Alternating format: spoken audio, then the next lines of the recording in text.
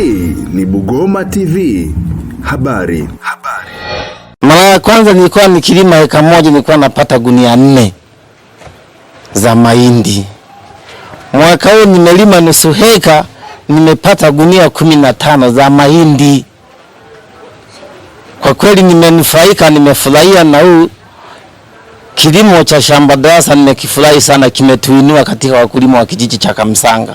Kabla ya kuanza kulima hii shamba darasa nilikuwa nikilima hizo eka 2 napata gunia 10, lakini kwa sasa hivi nimelima shamba darasa kwenye nusu nimepata gunia 16. Kwenye hizo eka 2 nimepata gunia 62. Hapo mwanzo nilikuwa nikilima hii heka nilikuwa napata gunia 2, ikipanda sana napata gunia 3. Lakini baada ya kupata hili somo la shamba darasa mwaka huu naona limenipushi sana, nimepata gunia 26. Ni faida kubwa kwa kweli. Maeneo wanaoyakimbia wanaamini kwamba hawezi kupata mazao kwa sababu hawalimi pasavyo vizuri. Kwa kupitia huu mradi watu wakipata elimu watalima kwa kutumia mbolea vizuri, kufuata maelekezo ya wataalamu na hatimaye watapata mazao mengi kuliko wanavyofikiria. Sisi ni mfano mkubwa. Kwa ninashauri wakulima wote wanaonisikiliza na wengine wanaoona waliokuja kuangalia kwenye mashamba tuliolima, kwa kweli wafuate huu mradi, waige, walime kwa huu mfano tunaolima sisi. Sisi ndio tutawafundisha na hawa waliobaki. Tusiwe wachoyo kuwaelekeza. Kwa hiyo mwaka huu nadhani tukilima tena tutatokana na hadha ya njaa. Sisi wakulima, mimi mkulima, kazi yangu ilikuwa ni kufuata maelekezo. Akiniambia fanya hivi nafanya. Fanya hivi ndio mnaona mafanikio yote haya yanapatikana. Kwa majina naitwa Magafu Baraka, ni afisa kilimo kutoka halmashauri ya wilaya Tanganyika. Kila sampuli ilipochukuliwa kwa shamba la mkulima, majibu yarudishwa kwa mkulima kwa kufafanuliwa aina gani ya mpembejeo anazotakiwa kutumia. Kwa hiyo wakulima tuliwapa elimu, tukawapa mafunzo kulingana na matokeo ya udongo wao.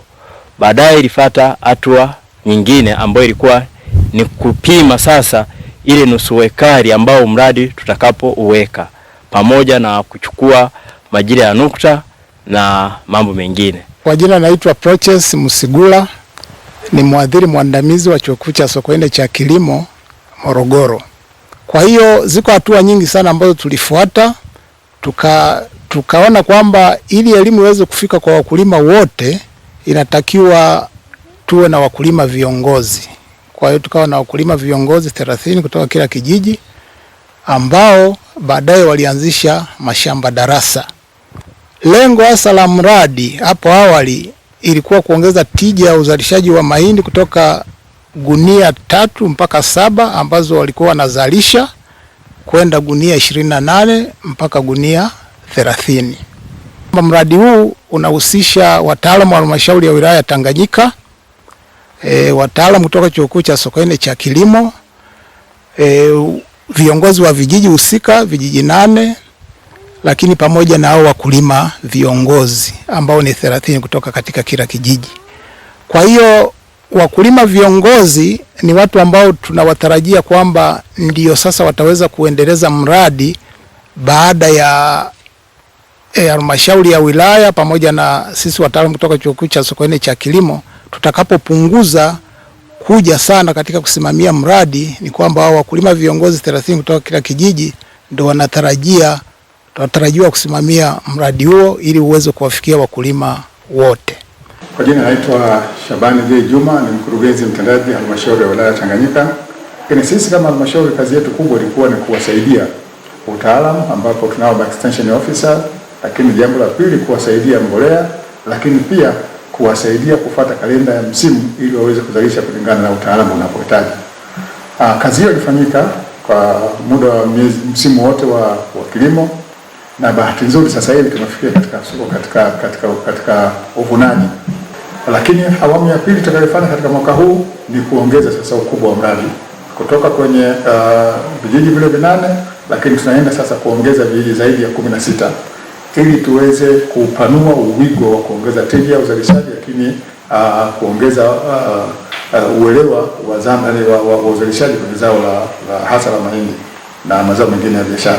Lakini lengo letu kubwa pia, kwa sababu sisi tuna biashara ya carbon, kuwazuia, kwa sababu watu wengi ambao wamekuwa wakifyeka miti ili kuongeza ukubwa wa mashamba wanakuwa wanaharibu ile uoto wa asili ili waweze kupata mazao, lakini kumbe wanaweza kupata mazao mengi kwenye eneo dogo ambalo wanalima.